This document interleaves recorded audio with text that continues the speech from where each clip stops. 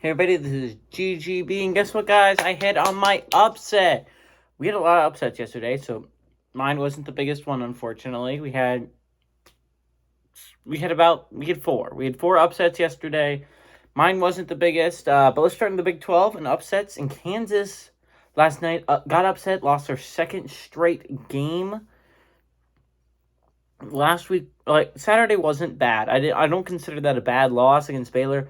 TCU's not a bad loss either, but it's not a great loss. It's not something that is good by any means. It's not like Baylor's like you lost to a top 10 team that's going to hurt your seeding. This is going to be a loss that is going to likely propel TCU into the tournament, especially coming off a win over Texas Tech. This is a TCU team that I think is 100% a tournament team. But it's interesting. I mean, like this is a game I thought the Horned Frogs had a chance in. But I didn't think they were gonna pull it out. They did, and Baylor fans are thanking TCU fans so much because that loss put Kansas at 12-4, which means if Baylor wins their next game, they will have at least a share of the. They'll at least have a share of the Big 12. They'll have a share of the Big 12 title. Now, if Kansas wins their last two games, they're going to have a share of the title as well.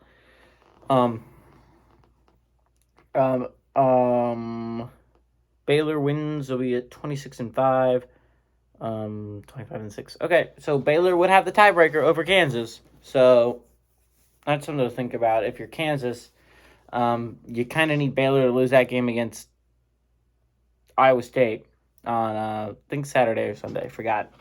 But big upset there. And TCU's not moving anywhere, but at least it keeps Iowa State off their heels, at least for now. TCU, remember, still has 2 games left they need to play. Iowa State still has a chance to catch up. I wouldn't be worrying too much if I was an Iowa State fan. The Big East, there was technical upset. Villanova was favored by 10 points, but Villanova did beat Providence. It was not by 10 points. It was by 2. They sneaked by Providence. But regardless, Providence has proven that they are elite in one-possession games unless that one-possession game is against Villanova, because both their losses of one-possession games are against Villanova.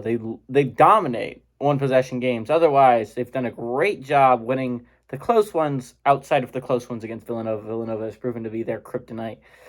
But Providence at least they'll be the number 1 seed in the Big East regardless of what happened tonight. Nothing's really going to change outside of I don't think UConn can catch up to Villanova anymore. I just don't think that's a possibility. And then finally, in the Big Ten, we had 2 significant. Wisconsin was 3-point underdogs, but this was a big upset simply because of Wisconsin. I mean, Wisconsin, at the very least, has a share of the Big Ten. Now, if they lose their next game and Illinois wins their last 2 games, then Illinois will also have a share of that Big Ten title. So if you're a Wisconsin fan, you're rooting for Penn State on Thursday, so tomorrow, so that you 100% guarantee will have a share of the Big Ten title. And if you're an Illinois fan, you're thinking Purdue, kind of. Like, if Purdue had won, you would have had a chance to win a share of the Big Ten title, but I mean, you would have been the 3 seed. At the very least, you will be the 2 seed. I don't think Illinois has the tie. The tiebreaker does not break Illinois' way. It breaks Wisconsin's way, actually. But now with that upset, that launched Illinois into the 2 seed. And remember, 2 seed's a good spot to be. 2 seeds, we're end up playing 8 and 9 seeds. There's 7. Actually, you play 7 seeds. You play 7 seeds in the number 3 spot. You play 6 seeds in the number 3 spot. In the number 2 spot, you play 7 seeds. In the number 3 spot, you play 6 seeds, which doesn't sound so significant. But you would be playing Michigan. It's like the difference between playing Michigan and Michigan State. I mean, it's not a huge difference, but Michigan's probably coming off a harder game than they would because Penn State's rested. Michigan State would be playing either Maryland, likely Maryland, or Nebraska. Nebraska's playing well. I wouldn't count out Nebraska upsetting Maryland. But It's not a huge difference, I guess, but the two, I would much rather be the 2 seed because, again, you don't have to play the 1 seed until the championship. So, I mean, this is what you want if you're the Fighting Illini. And then Ohio State was also upset by Nebraska. Remember, Nebraska is locked into that last spot. So the only thing that win mattered for Nebraska was building up momentum heading into the Big Ten championship. Now, the chances of them going on a run and winning it all and going to March Madness, unlikely, but it's only hope you have if you're Nebraska, and you got to be hot heading into this game. And they've won 2 straight, and I'll be interested to see if they can put that number to 3 straight when they play Nebraska on Sunday. I mean, they play Wisconsin on Sunday. And Wisconsin's about the hottest team in the Big Ten right now, so it's going to be interesting. But Nebraska's playing pretty good basketball right now. And what that loss did to Ohio State, by the way, is right now they're tied with Iowa. Tiebreaker goes Iowa's way. So Iowa, a team that was like on the fringe, they were the 9 or 8 seed just a couple weeks ago, has played their way, and other people have played their way out of. But they're all the way up to the 4 seed, guys. They're the number 4 team in the Big Ten. I know you don't think of Iowa when you think of the number 4 team in the Big Ten, but Iowa's a really good basketball team. They're playing at an elite level. And they bounced to Ohio State out. You're looking at Ohio State's lost 2 straight. And it's not Ohio State's lost 2 straight against good teams. They beat Illinois. They beat Illinois on the road, and then they've proceeded to lose to Maryland on the road and Nebraska at home. And Ohio State down the stretch gets to play Michigan State tomorrow. So they get to play back-to-back, and you get to play the Spartans. Spartans coming off a loss today to Michigan. And then you get to play the Wolverines at home on Sunday. So, I mean, those games could go either way. And then if you're looking at Iowa's schedule down the stretch, it has a tough one. They play on the road against Michigan tomorrow. I'm sorry, not tomorrow. They play on the road against Michigan on Thursday. I forgot that I'm recording this at midnight of Thursday. But and then on Sunday they play Illinois on the road. So that one's going to be tough. But Iowa has their own destiny in their hands to go on a run and make it to stay in the 4 seed in the Big Ten. Remember, the 4 seed is so important because if you guys don't follow Big Ten, 4 seed is a team that gets a double bye. The number 4 seed gets a double bye. The number 5 team does not get a double bye, and that's what's so important. That's what the difference between being Iowa and Ohio State is. Ohio State would likely have to play Northwestern or Minnesota on day 1 and then have to play Iowa instead of Iowa just waiting to play Ohio State. Anyways, those are the upsets we had yesterday. We have 4 top 25 games on today. At 6 o'clock, we have Texas A&M, which is at 18-11. Traveling to number 25, Alabama, just sits at 19-10. Alabama favored by 10 points on the SEC Network. We're going to go over all the SEC games real quick. At 8 o'clock, we have number 5, Auburn, which is at 25-4. Traveling to Mississippi State, which is at 17-12. Auburn favored by 3 on the SEC Network. And at 8 o'clock, we have LSU, which is at 20-9. Traveling to number 14, Arkansas, which is at 23-6. Arkansas favored by 5.5 on ESPN2. So, let's start out with Auburn. Auburn with a loss would fall to 13-4. Now, they would have a 25-5 record, and Kentucky would have a 24-6 record. That loss to Notre Dame is really kicking Kentucky in the teeth right now. Who's their other non-conference loss to?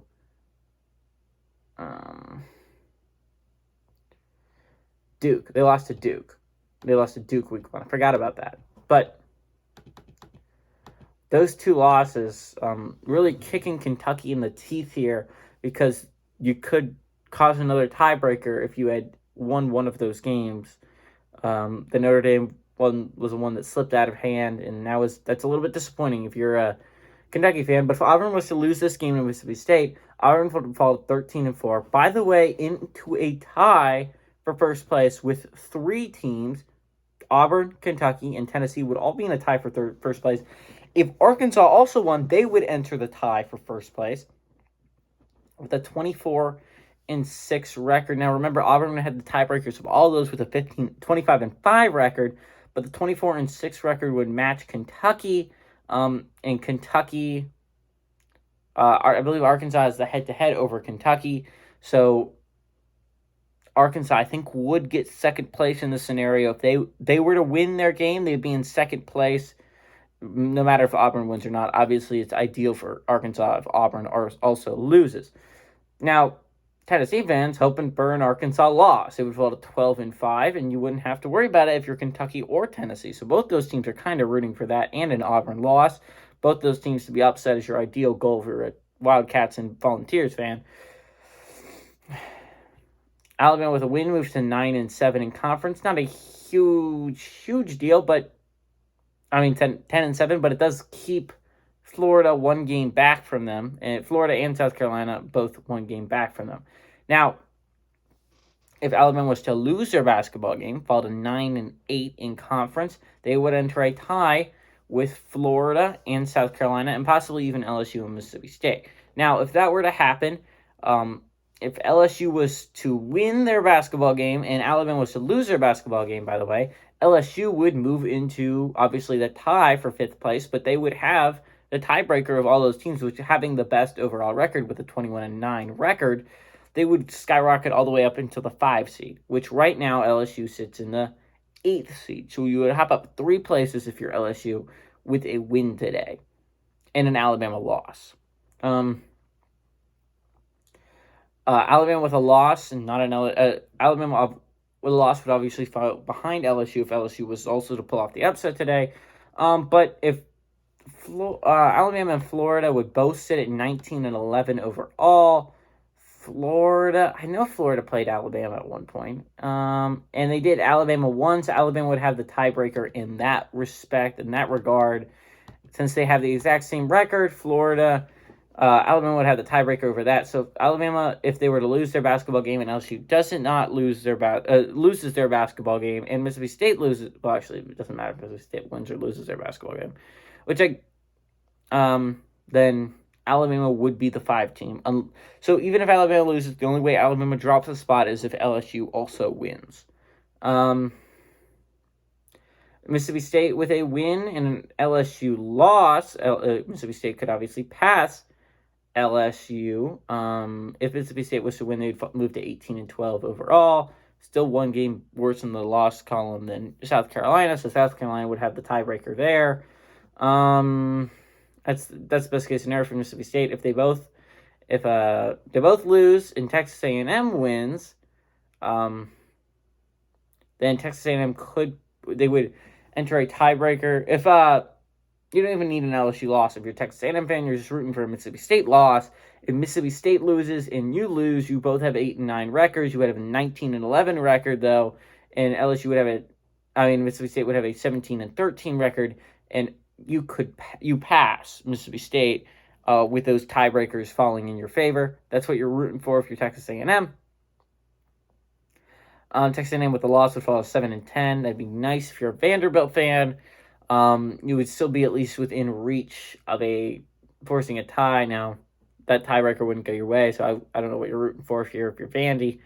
But yeah, that's basically all that can happen in the SEC.